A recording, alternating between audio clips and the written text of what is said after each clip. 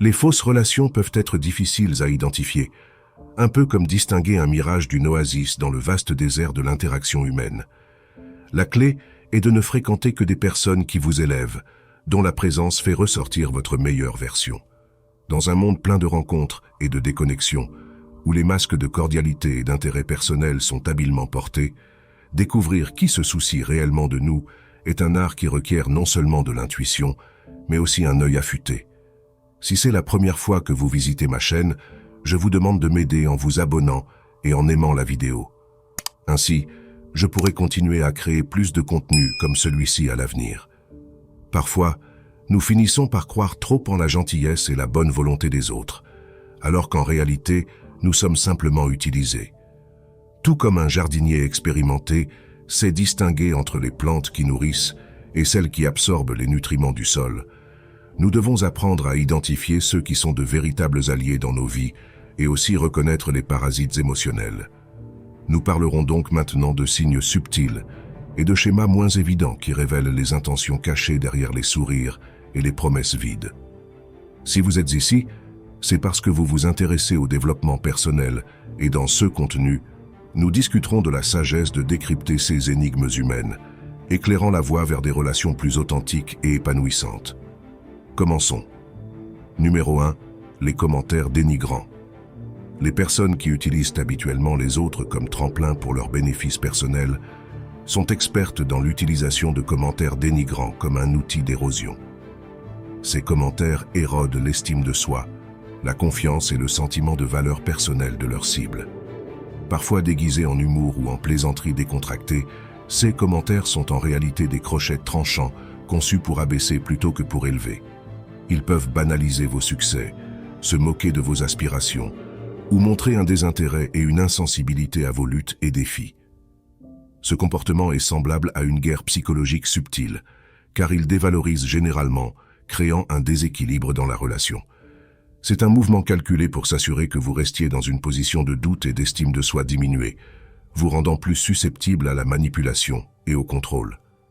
À leurs yeux, votre estime de soi diminuée élève leur statut, consolidant leur position dominante dans la relation.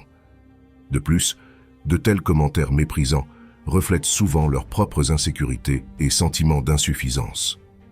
En rabaissant les autres, ils tentent de cacher leur propre vulnérabilité et de projeter une façade de supériorité. Ce comportement est un indicateur clair de leur incapacité à établir des relations saines, soutenues et réciproques. Reconnaître et comprendre ce schéma comportemental est crucial. Cela vous permet de voir à travers le charme superficiel que ces personnes projettent souvent et de comprendre la dynamique toxique sous-jacente de la relation. Cela sert d'avertissement pour aborder directement le comportement, établir des limites claires ou vous éloigner d'un environnement toxique. Numéro 2. Les promesses non tenues. L'acte de faire et de briser des promesses peut ressembler à une performance théâtrale, où les mots sont les acteurs et les actions sont le scénario négligent. Ces personnes maîtrisent l'art de la persuasion verbale, peignant des tableaux vivants d'engagement et de soutien. Cependant, leurs paroles manquent souvent de la substance de l'action. Ils créent des attentes avec la fioriture d'un peintre, mais lorsqu'il est temps de transformer ces rêves peints en réalité, ils hésitent, révélant le vide de leurs assurances. Dans ce type de relation, un schéma émerge. Lorsque leur soutien est le plus nécessaire, lorsque leurs promesses devraient être tenues, ces personnes disparaissent souvent, laissant un vide rempli de désillusions et de déceptions. Cette absence dans les moments de besoin n'est pas seulement un manquement à la confiance, mais un indicateur clair de leur véritable motivation. Leurs promesses sont des outils de manipulation conçus pour extraire de la valeur, de la confiance ou du soutien sans intention de réciprocité. Le manquement à tenir les promesses devient alors une sorte de test qui distingue entre ceux qui valorisent les relations comme une rue à double sens, basée sur le respect et le soutien mutuel, et ceux qui voient les relations simplement comme des voies pour leur gain personnel. Pour ceux laissés en plan, l'expérience apporte souvent une leçon douloureuse mais précieuse. Toutes les promesses ne sont pas fondées sur l'honnêteté et l'intégrité. Par conséquent, le manquement à tenir les promesses est un comportement critique à observer, comprendre et identifier les personnes qui peuvent chercher à utiliser les autres. Numéro 3. Bénéfice unilatéral. Cela peut se manifester dans divers aspects d'une relation, qu'elle soit financière, émotionnelle ou pratique. Financièrement, l'utilisateur peut emprunter de l'argent ou des ressources avec des promesses de remboursement ou de réciprocité qui ne se matérialisent jamais. Émotionnellement, il pourrait dépendre fortement de l'autre pour le soutien, la validation et l'attention, offrant peu ou rien en retour. Lorsque les rôles sont inversés pratiquement, il pourrait constamment demander des faveurs, de l'aide ou du temps, mais être consciemment absent ou trop occupé lorsque leur homologue a besoin d'assistance. Le bénéfice unilatéral ressemble à une relation parasitaire dans la nature, où un organisme bénéficie au détriment de l'autre. L'utilisateur, comme un parasite, gagne de la nourriture, dans ce cas, un soutien émotionnel, financier ou pratique, sans contribuer de manière égale ou adéquate au bien-être de leur hôte. Avec le temps, ce manque de réciprocité peut épuiser les ressources du donneur, qu'elles soient émotionnelles, financières ou temporelles, les laissant vidés et insatisfaits. Les motifs derrière le bénéfice unilatéral sont souvent enracinés dans un profond égoïsme et un manque d'empathie. L'utilisateur voit les relations à travers un prisme transactionnel, évaluant les interactions en fonction de CE qu'ils peuvent en retirer, plutôt que de CE qu'ils peuvent y contribuer. Cette approche des relations est fondamentalement erronée, car elle néglige la valeur inhérente du respect mutuel, du soutien et du donnant-donnant. Identifier ce modèle nécessite un œil discernant. Cela implique de reconnaître le manque persistant de réciprocité et le sentiment d'être constamment lésé dans la relation. Cela nécessite une évaluation honnête de savoir si les interactions vous font vous sentir valorisé et respecté ou utilisé et sous-estimé. Numéro 4. Mépris pour vos émotions ou besoins. Ce schéma comportemental, où le paysage émotionnel de quelqu'un est constamment ignoré ou dévalué, est semblable à s'occuper d'un jardin où seule une fleur est autorisée à fleurir, tandis que les autres sont négligés. Dans de telles interactions, les besoins et désirs de l'utilisateur sont privilégiés, tandis que les vôtres sont marginalisés ou ignorés. Leurs actions et paroles deviennent les cisailles qui taillent votre bien-être émotionnel, vous faisant vous sentir sous-estimé et invisible dans la relation. Ce mépris peut se manifester de diverses manières. Il peut être évident dans la façon dont ils ignorent régulièrement vos besoins émotionnels, en ne fournissant pas de soutien ou de compréhension dans les moments de vulnérabilité ou de besoin. Cela pourrait aussi être remarqué dans leur indifférence à vos opinions et choix, où votre voix est réduite au silence par leur récit dominant. Ils peuvent ignorer vos réalisations, ou pire, minimiser vos luttes, minimisant les problèmes qui vous affectent profondément. Ce comportement n'est pas simplement insensible, c'est une négligence calculée, un outil utilisé pour maintenir une position de supériorité dans la relation. En invalidant vos sentiments et vos besoins, l'utilisateur crée un environnement où votre estime de soi est sapée, vous rendant plus susceptible à leur influence et à leur contrôle. C'est une forme de manipulation émotionnelle subtile, mais avec un impact significatif.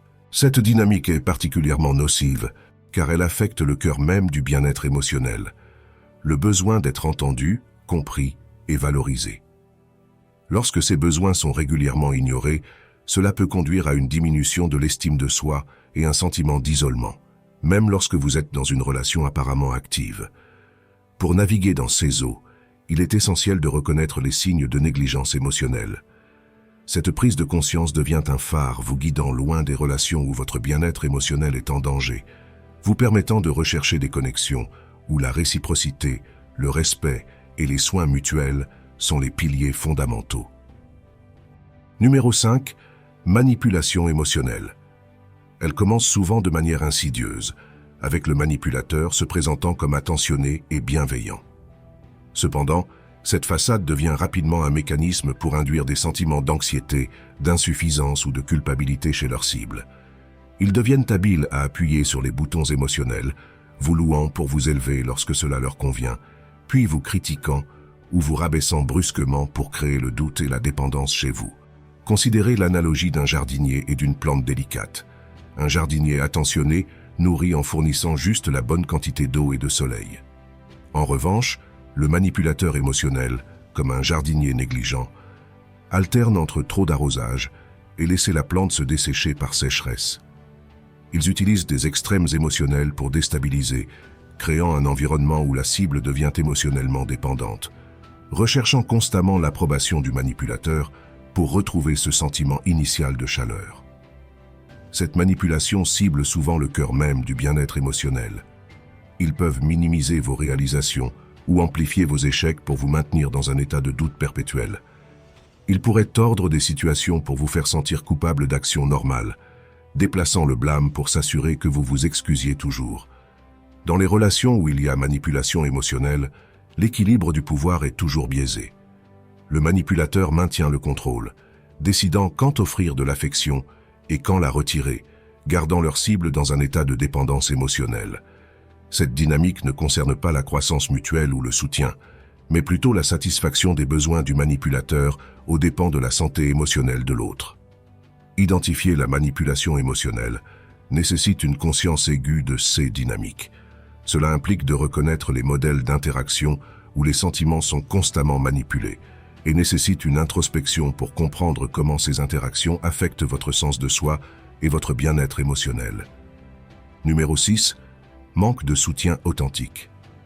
Imaginez un arbre dans une vaste forêt, idéalement soutenu par les arbres et la végétation environnante, recevant nourriture, abri et la compagnie d'un écosystème prospère. Maintenant, imaginez un arbre seul dans un paysage aride, sans aucune autre flore offrant de soutien ou de protection. Cela ressemble à être dans une relation avec quelqu'un qui manque d'intérêt véritable pour votre bien-être. Vous vous retrouvez seul, sans soutien, vos branches cherchant une compagnie qui n'arrive jamais. Dans de telles relations, vos objectifs, projets et défis sont accueillis avec apathie ou des gestes de soutien symboliques. Cette personne peut ne pas s'opposer à vos plans, offrir un bon courage à demi-cœur ou même exprimer verbalement du soutien, mais leurs actions ou leur absence parlent plus fort.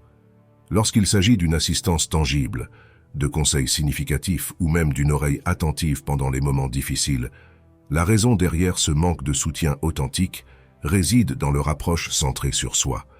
Vos succès ou échecs, vos défis ou intérêts ne les concernent que dans la mesure où ils les affectent eux ou leurs objectifs. Ils considèrent les relations à travers un prisme transactionnel, où l'investissement émotionnel est calculé en fonction des retours personnels potentiels.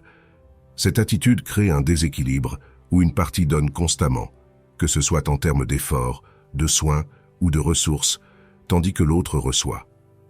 Identifier ces modèles dans une relation est crucial pour maintenir le bien-être émotionnel et favoriser des connexions basées sur le respect et la réciprocité mutuelle. Cela vous permet de naviguer à travers des comportements trompeurs et de construire des relations qui contribuent positivement à votre vie. En conclusion, reconnaître les fausses relations est une compétence essentielle dans le paysage complexe des connexions humaines. Cela nécessite une combinaison d'intuition, de conscience de soi et de la capacité à discerner des modèles subtils de comportement. En comprenant les signes de commentaires dénigrants, de promesses non tenues, de bénéfices unilatéraux, de négligence émotionnelle et de manipulation, vous pouvez naviguer plus efficacement dans le terrain des relations.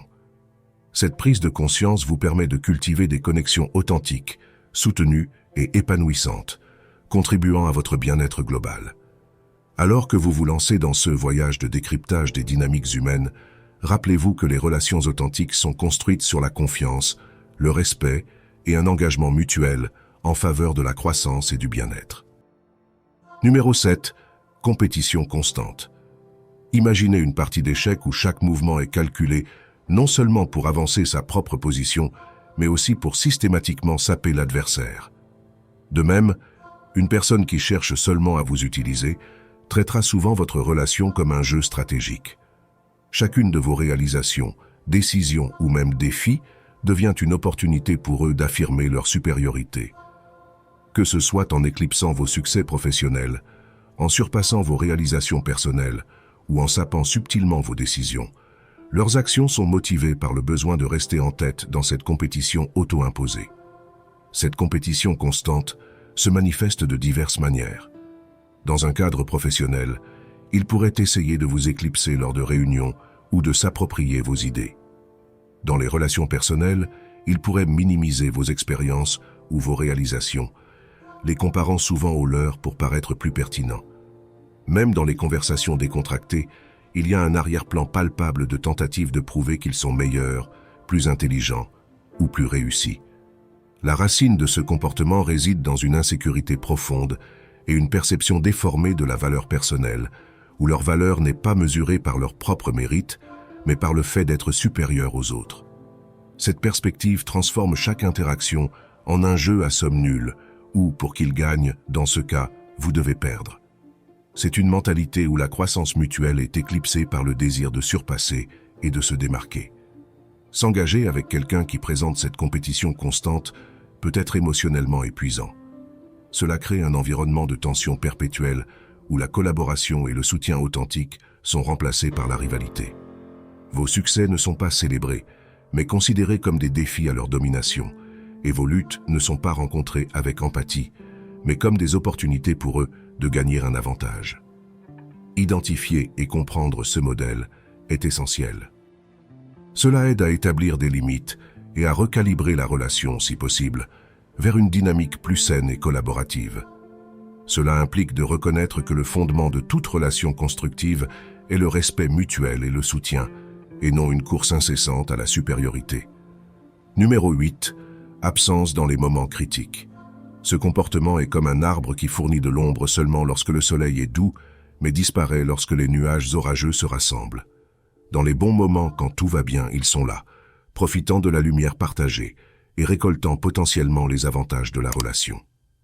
Cependant, lorsque les circonstances changent, lors de défis et quand le soutien est nécessaire, leur présence s'amoindrit, vous laissant affronter la tempête seule.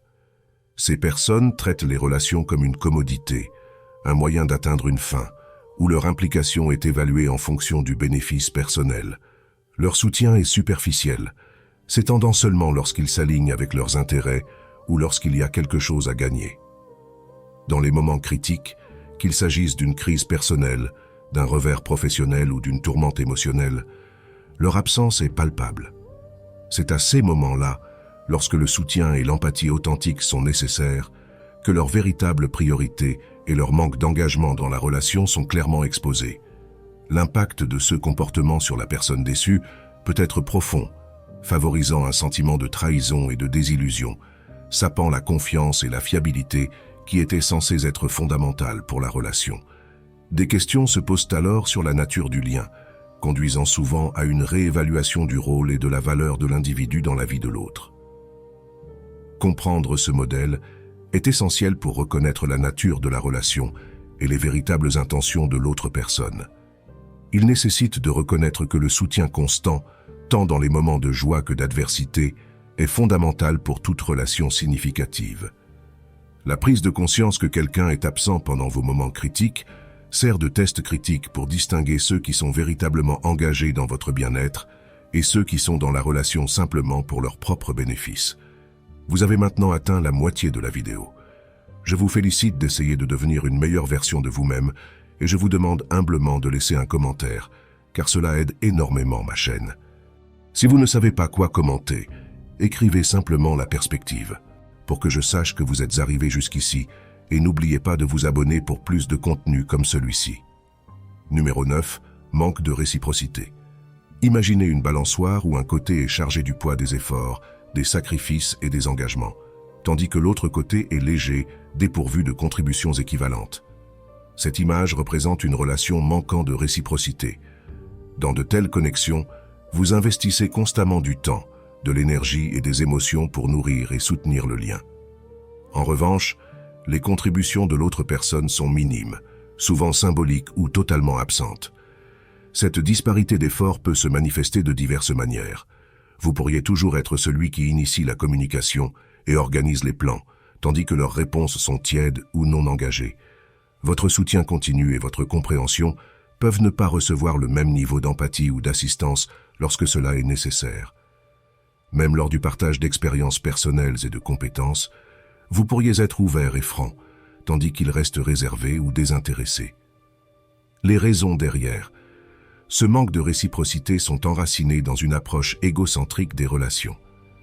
Pour la personne qui ne cherche qu'à tirer avantage de vous, la relation est une commodité, une ressource à utiliser au besoin, sans l'intention d'un échange significatif.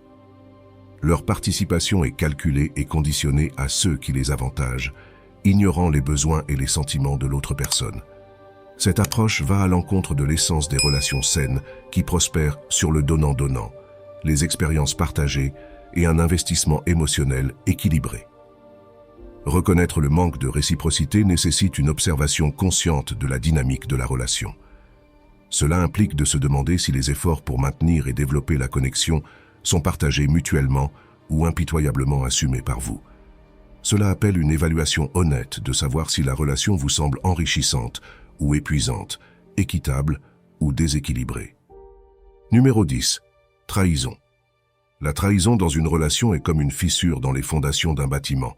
Elle peut commencer petite et passer inaperçue, mais avec le temps, elle peut affaiblir toute la structure et éventuellement conduire à son effondrement. La trahison peut se manifester sous diverses formes, allant des mensonges et tromperies à des trahisons plus profondes. Un signe de trahison est un manque de transparence et d'honnêteté dans la communication. Si vous découvrez que l'autre personne ment constamment ou retient des informations, c'est un drapeau rouge. La confiance est construite sur la fondation de l'honnêteté, et la trahison sape cette fondation de confiance. Une autre forme de trahison est un manque de loyauté émotionnelle. Si l'autre personne n'est pas là pour vous soutenir dans les moments difficiles, si elle révèle vos secrets ou si elle sape vos efforts, cela montre un manque d'engagement émotionnel. La trahison peut également prendre la forme d'infidélité, qu'elle soit émotionnelle ou physique. La trahison dans une relation amoureuse peut causer des dommages profonds et durables. Reconnaître la trahison nécessite d'être attentif aux signes d'avertissement et de faire confiance à votre intuition. Ne négligez pas les incohérences dans le comportement ou les changements soudains dans la façon dont il vous traite. Aborder la trahison implique une communication ouverte et honnête. Si vous découvrez que vous ou l'autre personne avez été déloyal, il est crucial d'aborder la situation avec empathie et un véritable désir de comprendre les raisons derrière. Cependant, il est également important de fixer des limites claires et de prendre des décisions qui protègent votre bien-être émotionnel. En conclusion, identifier et comprendre ces schémas comportementaux dans une relation est essentiel pour maintenir des connexions saines et significatives. Cela nécessite de la conscience de soi, de l'honnêteté et du courage pour faire face à la réalité de la situation. Si vous reconnaissez l'un de ces modèles dans votre relation, vous n'êtes pas seul. Prendre des mesures pour aborder ces problèmes peut être difficile, mais est crucial pour votre bien-être à long terme. Que ce soit en fixant des limites claires, en cherchant les conseils d'un professionnel ou en prenant des décisions difficiles, prioriser votre santé émotionnelle est toujours précieux. Rappelez-vous que vous méritez des relations qui vous soutiennent, vous nourrissent et vous aident à grandir. Numéro 11. Disponibilité sélective. Vous êtes disponible, mais ils ne le sont pas.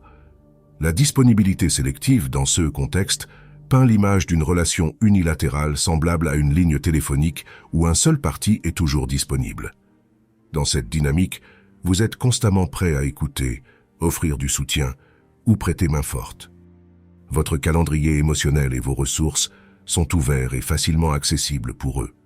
En revanche, la disponibilité de l'autre personne est aussi rare qu'une comète dans le ciel nocturne, occasionnelle, imprévisible et toujours selon leurs conditions. Cette disparité de disponibilité n'est pas simplement une question d'emploi du temps chargé ou de priorités conflictuelles. C'est un choix délibéré, une position stratégique adoptée par la personne utilisant la relation. Leur manque de disponibilité sert un double objectif. Il maintient une distance pratique pour eux et les place en position de contrôle. En limitant leur disponibilité, ils créent une dynamique où vous êtes laissé à désirer davantage, souvent reconnaissant pour tout temps ou attention qu'ils daignent offrir. Dans de telles relations, vos efforts pour vous connecter ou vous engager rencontrent souvent des excuses, des retards ou un négligement total. Les textos peuvent rester sans réponse, les appels non retournés et vos besoins méconnus. Lorsqu'ils s'engagent, cela coïncide souvent avec leurs besoins ou leurs programmes, transformant la relation en une rue à sens unique où votre rôle devient plus celui de commodité que d'un partenaire valorisé. Le coût émotionnel de ce modèle peut être important. Il favorise des sentiments d'insuffisance alors que vous commencez à remettre en question la valeur de vos contributions et votre valeur aux yeux de l'autre personne. Il crée un arrière-plan de frustration et de ressentiment alors que vous réalisez que vos efforts et votre disponibilité ne sont pas réciproqués. Reconnaître le modèle de disponibilité sélective est crucial. Cela implique de prendre du recul et d'évaluer objectivement l'équilibre entre l'effort et la disponibilité dans la relation. Cela nécessite de comprendre que les relations saines sont construites sur la base du respect mutuel, de l'effort et de la présence. Numéro 12. Vous faire sentir coupable. Imaginez un scénario où la culpabilité est comme les ficelles d'un marionnettiste tirant la conscience bienveillante, guidant la personne sur un chemin qu'elle n'aurait peut-être pas choisi volontairement. La personne qui vous utilise sait comment tirer ses ficelles habilement, exploitant votre sens des responsabilités, de l'empathie ou de l'équité. Il pourrait formuler des demandes de manière à ce que les refuser vous fassent paraître insensible ou égoïste. Alternativement, il pourrait vous rappeler des faveurs passées ou des incidents, laissant entendre une dette non dite que vous êtes maintenant obligé de rembourser. Cette tactique d'induction de culpabilité est souvent subtile et insidieuse.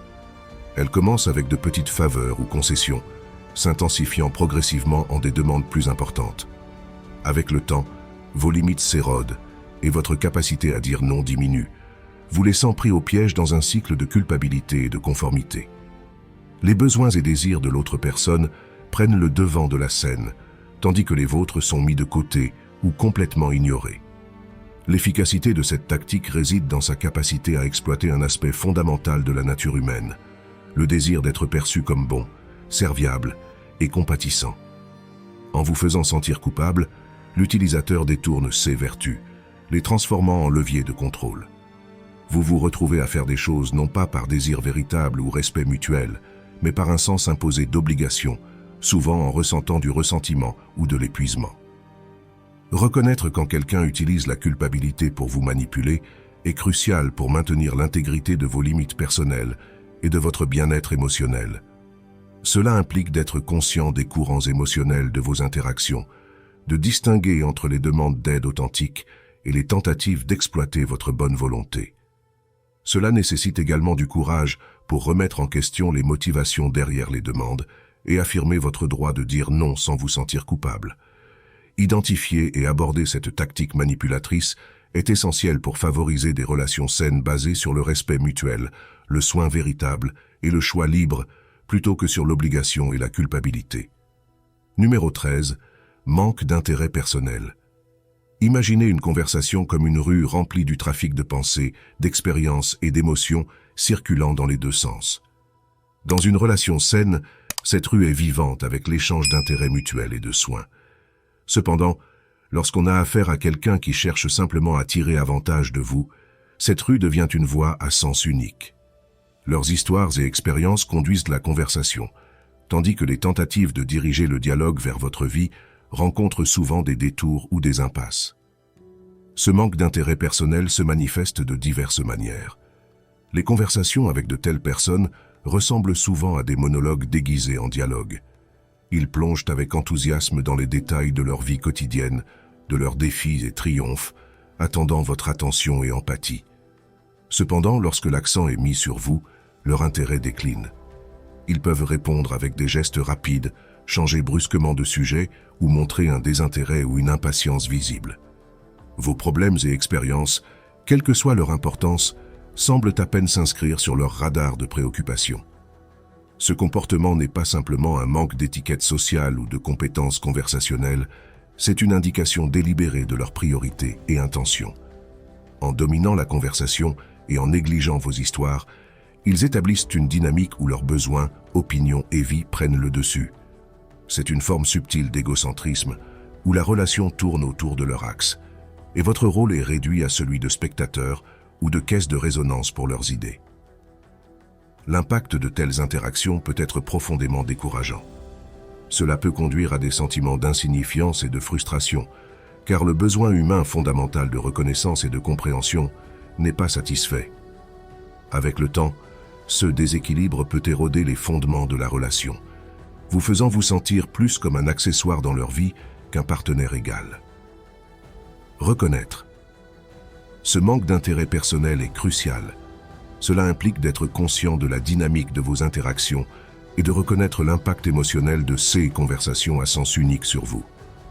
Évaluer si la relation est mutuellement enrichissante ou épuisante ouvre la voie à la recherche de relations plus réciproques et épanouissantes, où vos histoires et expériences sont valorisées et respectées autant que les leurs. Numéro 14. Conversation unilatérale. Imaginez un scénario où les conversations ressemblent à une rue remplie du trafic de pensées, d'expériences et d'émotions circulant dans les deux sens. Dans une relation saine, cette rue est vivante avec l'échange d'intérêts mutuels et de soins. Cependant, lorsqu'on a affaire à quelqu'un qui cherche simplement à tirer avantage de vous, cette rue devient une voie à sens unique. Leurs histoires et expériences conduisent la conversation, tandis que les tentatives de diriger le dialogue vers votre vie rencontrent souvent des détours ou des impasses. Ce manque d'intérêt personnel se manifeste de diverses manières. Les conversations avec de telles personnes ressemblent souvent à des monologues déguisés en dialogue. Ils plongent avec enthousiasme dans les détails de leur vie quotidienne, de leurs défis et triomphes, attendant votre attention et empathie. Cependant, lorsque l'accent est mis sur vous, leur intérêt décline. Ils peuvent répondre avec des gestes rapides, changer brusquement de sujet ou montrer un désintérêt ou une impatience visible. Vos problèmes et expériences, quelle que soit leur importance, semblent à peine s'inscrire sur leur radar de préoccupation. Ce comportement n'est pas simplement un manque d'étiquette sociale ou de compétences conversationnelles, c'est une indication délibérée de leurs priorités et intentions. En dominant la conversation et en négligeant vos histoires, ils établissent une dynamique où leurs besoins, opinions et vie prennent le dessus. C'est une forme subtile d'égocentrisme où la relation tourne autour de leur axe, et votre rôle est réduit à celui de spectateur ou de caisse de résonance pour leurs idées. L'impact de telles interactions peut être profondément décourageant. Cela peut conduire à des sentiments d'insignifiance et de frustration, car le besoin humain fondamental de reconnaissance et de compréhension n'est pas satisfait. Avec le temps, ce déséquilibre peut éroder les fondements de la relation, vous faisant vous sentir plus comme un accessoire dans leur vie qu'un partenaire égal. Reconnaître ce manque d'intérêt personnel est crucial. Cela implique d'être conscient de la dynamique de vos interactions et de reconnaître l'impact émotionnel de ces conversations à sens unique sur vous. Évaluer si la relation est mutuellement enrichissante ou épuisante ouvre la voie à la recherche de relations plus réciproques et épanouissantes, où vos histoires et expériences sont valorisées et respectées autant que les leurs. Numéro 15. Rapprochement superficiel. Ils peuvent s'engager dans une communication fréquente, partager des rires et même participer à ceux qui semblent être des conversations intimes. Cependant, cette apparence de proximité ne transcende jamais en véritable signification. Ce manque d'engagement authentique se manifeste de diverses manières. Vous remarquerez peut-être que, bien qu'ils soient rapides à profiter des avantages de la relation, ils se retirent tout aussi rapidement lorsque des efforts ou des sacrifices sont requis de leur part. Dans les moments de besoin, leur soutien est souvent instable ou inexistant. Ils peuvent être présents dans les moments de joie et de célébration, mais notablement absents pendant les périodes de lutte ou de vulnérabilité. De plus, cette proximité superficielle manque souvent d'éléments clés de confiance et de fiabilité qui soutiennent les relations authentiques. Les plans peuvent être faits pour être annulés de manière désinvolte, et les promesses sont rarement tenues. Leur implication dans la relation est souvent à leurs conditions, guidée par la commodité et l'intérêt personnel. Le motif derrière ce comportement est souvent de maintenir un cercle de contacts qui peuvent être utilisés au besoin sans investir dans l'effort émotionnel que de vraies relations requièrent. C'est une stratégie pour garder les gens assez proches pour être utiles, mais pas assez proches pour exiger un engagement réciproque. En un sens, c'est une façon de se sécuriser émotionnellement, en gagnant les avantages de la proximité sans le risque d'un véritable attachement ou responsabilité. Reconnaître la proximité superficielle est crucial pour comprendre la dynamique en jeu dans une relation. Cela implique d'observer les modèles d'interaction et de se demander si l'intimité perçue s'aligne avec des actions de véritable engagement et de vulnérabilité partagée. Il s'agit de discerner si la relation est équilibrée en termes d'investissement émotionnel ou inclinée vers la satisfaction de leurs besoins. Numéro 16. Manque persistant de respect. Le manque persistant de respect est plus qu'un simple manquement occasionnel de jugement ou un écart dans le feu de l'action. C'est un fil continu tissé dans le tissu de la relation et se manifeste sous diverses formes. Il peut s'agir de commentaires dérogatoires, d'attitudes dédaigneuses ou même d'un mépris flagrant pour vos sentiments et vos limites. Ce comportement peut être subtil, comme une série de petites coupures, ou flagrant, comme une blessure qui blesse votre dignité. Imaginez un jardin où le respect est la nourriture qui aide les relations à s'épanouir. En son absence, ce qui reste est un paysage aride, où rien de sain ne peut croître. Dans un tel scénario, chaque tentative de conversation ou de connexion devient un chemin jonché d'épines de mépris et de manque de considération. La personne affichant ce manque de respect l'utilise comme un outil, consciemment ou inconsciemment, pour affirmer sa domination ou son contrôle dans la relation. C'est une façon de diminuer l'autre, en maintenant la main supérieure dans une dynamique où l'égalité et le respect mutuel devraient prévaloir. Ce manque constant de respect sape profondément les fondements de la relation. Lorsque des désaccords surgissent, au lieu de les résoudre avec compréhension et empathie, ils se transforment en champ de bataille sans égard aux victimes émotionnelles. Le flux normal des dynamiques relationnelles est perturbé, rendant difficile, voire impossible, de revenir à un état de normalité et de respect mutuel. Comprendre et reconnaître. Ce modèle de manque persistant de respect est vital. Cela implique de regarder au-delà des incidents isolés pour voir le modèle comportemental plus large. Il s'agit de comprendre que le respect ne concerne pas seulement les grands gestes, mais est présent dans les interactions quotidiennes, dans de petites reconnaissances et dans la manière dont les désaccords sont gérés. En conclusion, le manque persistant de respect dans une relation est un indicateur significatif d'une personne qui ne vous voit pas comme un partenaire égal, mais comme un moyen pour une fin. Ce mépris pour vos sentiments et votre dignité révèle une relation fondamentalement déséquilibrée et malsaine. Identifiez. Ce trait est crucial pour quiconque valorise son propre respect et recherche des relations basées sur un fondement de respect mutuel et d'équité. Si vous avez apprécié notre vidéo, aimez-la, abonnez-vous et commentez pour que YouTube sache que ces types de vidéos sont pour des personnes comme vous et nous pouvons continuer à créer des vidéos similaires à l'avenir.